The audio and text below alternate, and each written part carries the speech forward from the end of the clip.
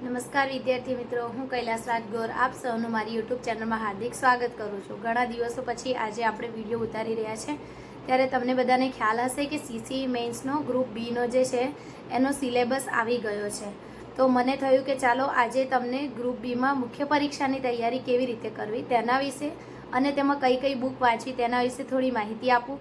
તો ચાલો મિત્રો, આજે આપણે જોઈએ છે કે ગ્રુપ બીનો સિલેબસ છે એમાં કેવી રીતે તૈયારી કરવી। તમે જોઈ શકો છો કે આમાં જે છે એ 20 માર્ક્સનું ઇંગ્લિશ ગ્રામર છે। તો એમાં તમને બધાને ખ્યાલ જ છે કે અક્ષર પબ્લિકેશનની મેન્સની બુક આવે છે, તો તમે એ રિફર કરી શકો છો। અને મેક્સિમમ જે આની ગ્રામરની પ્રેક્ટિસ છે એ કરવી। અને યુટ્યુબમાં પણ મેં તમને કીધેલું છે કે જીપીએસસી ઇન્ટરેક્ટિવ સ્ટડીઝ નામની ચેનલ છે, એમાં ઇંગ્લિશ ગ્રામરનો આખો course free of cost available છે।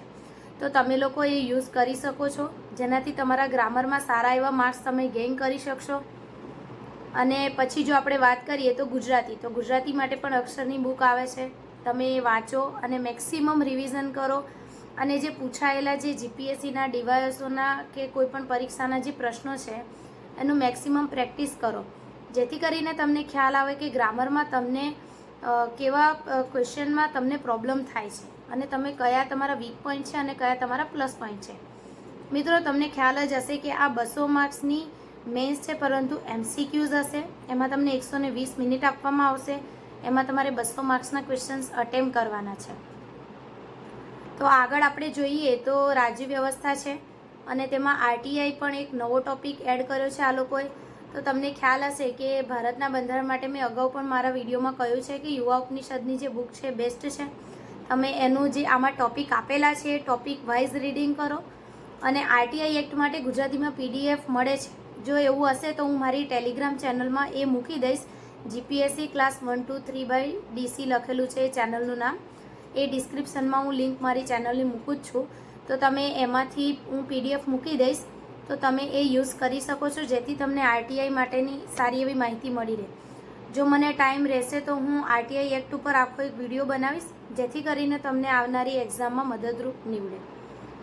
અને ઇતિહાસ માટે તો તમે જુઓ તો સ્પેક્ટ્રમ છે, જો સ્પેક્ટ્રમ કોઈને ના ફાવતી હોય તો ગુજરાતમાં યુવા ઉપનિષદની બુક છે, એ સિલેબસના ટોપિક વાઇઝ વાંચવી, થોરો રીડિંગ ના કરવું, કારણ કે બહુ બલ્કી બુક છે, એટલે ટોપિક વાઇઝ જ વાંચવું હંમેશા। કોઈ પણ બુક વાંચો તો મિત્રો હંમેશા આપણા સિલેબસનો જે ટોપિક છે એને જોઈને જ વાંચવું, વગર કામનો કોઈ ટોપિક વાંચવો નહીં, કારણ કે અત્યારે એવું છે કે કોઈ પણ ટોપિક સિલેબસ બહારનો તમને પૂછતા નથી।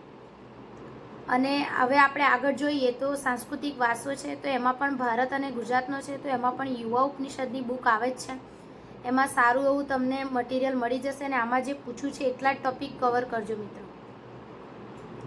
ભૂગોળની જો આપણે વાત કરીએ તો ભૂગોળમાં યુનિવર્સિટી ગ્રંથ નિર્માણ બોર્ડની બુક આવે છે, એમાં ભૌતિક ભૂગોળની બુક અલગ છે, પછી ગુજરાતની પ્રાદેશિક અને ભૂગોળ છે ગુજરાતની મંજુલાબેન દવેની છે એ બુક છે, એ પણ તમે મંજુલાબેન લેંગની છે એ બુક છે, એ તમે વાંચી શકો છો। અને આમાં તમે જોજો કે સામાજિક ભૂગોળ છે એ માત્ર ને માત્ર ગુજરાતના સંદર્ભમાં જ પૂછ્યું છે, એટલે આપણે એ ટોપિક ધ્યાન રાખવાનો છે કે ગુજરાતના સંદર્ભમાં જ તમને પૂછ્યું છે। તો તમારે ગુજરાતની વસ્તી ઘનતા, ગુજરાતની વસ્તીમાં જે સાક્ષરતા છે, સાક્ષરતાનું જે પ્રમાણ છે, જિલ્લાઓ વાઇઝ જે કમ્પેરિઝન છે, એ બધું તમારે ખાસ ફેક્ચ્યુઅલ યાદ કરવાનું છે। ફેક્ચ્યુઅલ પ્લસ કોન્સેપ્ચ્યુઅલ, જો તમે આ બંને કરશો તો જ તમે સીસીની મેન્સ પાસ કરી શકશો। આપણે મિત્રો બંને માટે તૈયાર રહેવાનું છે, જો કોન્સેપ્ચ્યુઅલ પૂછાય તોય અને જો ફેક્ચ્યુઅલ પૂછાય તો પણ આપણો ક્યાંય માર્ક્સ કપાવવો ના જોઈએ, એ આપણો ટાર્ગેટ હોવો જોઈએ, કારણ કે આપણે ગમે તે રીતે સીસી મેન્સ પાસ કરવાની જ છે અને નોકરી લેવાની જ છે। જો એવા જુસ્સા સાથે જ તમે તૈયારી કરશો તો જ તમને હંમેશા સફળતા મળશે। હવે આગળ આપણે જોઈએ તો અર્થશાસ્ત્ર છે, અર્થશાસ્ત્ર માટે પણ યુવા ઉપનિષદની બુક હું રિકમેન્ડ કરું છું, અને તમે એમાં પણ ટોપિક વાઇઝ જજો। જો તમને કોઈ ક્વેરી હોય તો તમે ડિસ્ક્રિપ્શન બોક્સમાં લખી શકો છો કે આવનારો વિડીયો તમને કયા ટોપિક ઉપર જોઈએ છે, હું તમને તમારી તૈયારીમાં કઈ રીતે મદદરૂપ થઈ શકું, મારાથી બનતા બધા પ્રયત્નો કરીશ। હવે આપણે જો આગળ જોઈએ તો પર્યાવરણ છે, તો પર્યાવરણમાં જો તમારી પાસે લિબર્ટી, વર્લ્ડ ઇન બોક્સ કે કોઈ પણ બુક હોય અને એમાં જો આટલા જે ટોપિક છે કવર થઈ જતા હોય તો તમારે અલગથી કોઈ બુક લેવાની જરૂર નથી। અને બીજા સબ્જેક્ટમાં પણ જો તમને એવું લાગતું હોય કે મારી પાસે જે બુક છે એમાં ટોપિક બધા સિલેબસના કવર થાય છે, તો પછી હું તમને એવું નહીં કહું કે તમે નવી બુક્સ ખરીદો, કારણ કે જો જૂની બુક છે એને મેક્સિમમ રિવાઇઝ કરશો એ જ મહત્ત્વનું છે. પરંતુ આપણે એ ધ્યાન રાખવાનું કે સિલેબસનો કોઈ ટોપિક રહી ના જવો જોઈએ. સિલેબસના ટોપિક આપણે કવર કરવાના છે, કારણ કે એમાંથી જ બેઠા ક્વેશ્ચન્સ પૂછાય છે. હવે આપણે વિજ્ઞાન અને ટેકનોલોજીમાં જોઈએ તો વર્લ્ડ ઇન બોક્સની બુક હું રિફર કરું છું.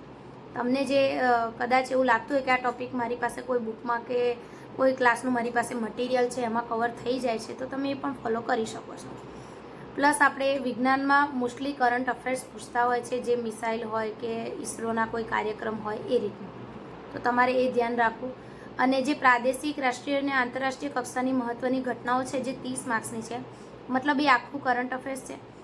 એના માટે હું ડેલી ન્યૂઝપેપર વાંચું છું. એ આપણું ગુજરાતનું જે તમને ફાવતું હોય, સંદેશ, દિવ્ય ભાસ્કર વાંચી શકો છો. પછી ગુજરાત ગવર્મેન્ટનું આપણે જે પાક્ષિક આવતું હોય છે એ ફોલો કરવું. જો તમારે ગ્રુપ એની પણ તૈયારી કરવાની હોય તો પાક્ષિક તમને ગુજરાતી મેન્સના પેપરમાં સારું એવું મદદરૂપ થશે, તો તમે એ પણ કરી શકો છો. અને આપણે જે કોઈપણ ગુજરાતની કોઈપણ પબ્લિકેશનની જે કરંટની મેગેઝિન આવતી હોય તમારે જોઈ લેવાની, એમાં કોઈ ટોપિક આપણો છૂટવો ના જોઈએ. અથવા તમે આઈસીનું જે વીકલી આવે છે PDF એ પણ કરી શકો છો. આપણે મિત્રો આપણું જે બજેટ હોય એ પ્રમાણે વિચારી અને કોઈપણ મટીરિયલ કે કોઈપણ વસ્તુ ખરીદવાની, ક્લાસ કરવા કે નહીં, એ આપણો પોતાનો નિર્ણય હોવો જોઈએ. આપણું જે બજેટ હોય એ પ્રમાણે જ કરવાનું, કોઈના દેખાદેખીમાં કદી કોઈ ડિસિઝન લેવું નહીં. અને જે સામાન્ય બૌદ્ધિક ક્ષમતા છે તો તમે CCE પ્રિલિમમાં ફોલો કર્યું જ હશે, તો હું તમને એ કહીશ કે તમે એમાં જે ફોલો કર્યું હોય એ જ કરો, એને મેક્સિમમ રિવાઇઝ કરો, કારણ કે 40 માર્ક્સ છે એટલે બહુ મોટો પોર્શન છે આમાં. તો તમારે એમાં પણ જે CCEની પ્રિલિમમાં જે તમે કર્યું હતું એ રીતે તમે આમાં પણ કરો, જેથી તમને મેક્સિમમ રિવાઇઝ થાય. અને આ 40 માર્ક્સ છે એ તમારા પ્રેક્ટિસના જ છે કે તમે ઓછા ટાઈમમાં કેટલું કવર કરી શકો છો. અને તમે જોયું કે આ રીતે આપણે આખો જે સિલેબસ છે એના મેં તમને કહી દીધું કે તમારે કેવી રીતે વાંચવું અને કેવી રીતે તૈયારી કરવી. અને મિત્રો અત્યારથી તૈયારીએ લાગી જજો. તમને એવું થતું હોય કે CCEનું પ્રિલિમનું રિઝલ્ટ આવે અને પછી અમે શરૂઆત કરીએ, તો એવું ના વિચારતા. એક પણ દિવસ વેસ્ટ ના જવો જોઈએ મિત્રો. જો તમે વાંચ્યું હશે અને કદાચ જો તમે પાસ નહીં થાવ તો તમને કોઈ નુકસાન જવાનું નથી, કારણ કે તમે જોયું હોય તો આખો જે આ સિલેબસ છે DYSO અને GPSC કે કોઈપણ એક્ઝામને સરખા જેવો જ છે. તો તમે આ જે વાંચ્યું હશે તમને વેસ્ટ જવાનું નથી. અને તમને આગળની જે પણ PSIની આવે છે, કોન્સ્ટેબલની આવે છે, બધી એક્ઝામમાં તમને આ મદદરૂપ થશે. તો બસ હું તમને એટલું જ કહીશ કે રેગ્યુલર વાંચતા રહો અને પોતાનું જે લક્ષ્ય છે એને વળગી રહો. અને જે લક્ષ્ય જ્યાં સુધી પૂરું ના થાય ત્યાં સુધી આપણે હાર માનવાની નથી.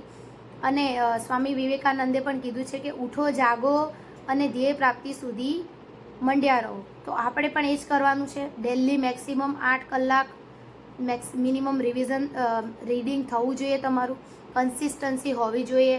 આન્સર રાઇટિંગ જો A ગ્રુપની તૈયારી કરવાની તો આન્સર રાઇટિંગ પણ સ્ટાર્ટ કરી દો. આ B ગ્રુપનું છે તો તમે મોક ટેસ્ટ જેવા તમને લાગે તો PYQs અટેમ્પ કરો. DYSOના પ્રિલિમના પેપર્સ જુઓ. એ રીતે તમે કન્ટિન્યુઅસ તમારી તૈયારી ચાલુ રહેવી જોઈએ. તમારો ગેપ ના પડવો જોઈએ. જો હંમેશા એટલું વિચારજો કે તમે જે અઠવાડિયામાં ખાવાનું છે એ એક જ દિવસમાં ખાશો તો ગળામાંથી નહીં ઉતરે. તો આપણે હંમેશા થોડું થોડું દરરોજ ખાતું રહેવાનું છે. જેમ આપણે જમવાનું જોઈએ છે એ રીતે રીડિંગ પણ હંમેશા થોડું થોડું થતું રહેવું જોઈએ. તો જે તમને યાદ આવશે અને તમને પચશે.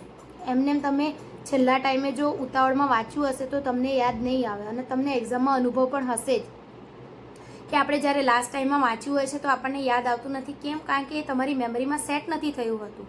એટલા માટે મિત્રો મહેનત કરતા રહો. મળીશું આગળના પાછા બીજા કોઈ લેક્ચરમાં.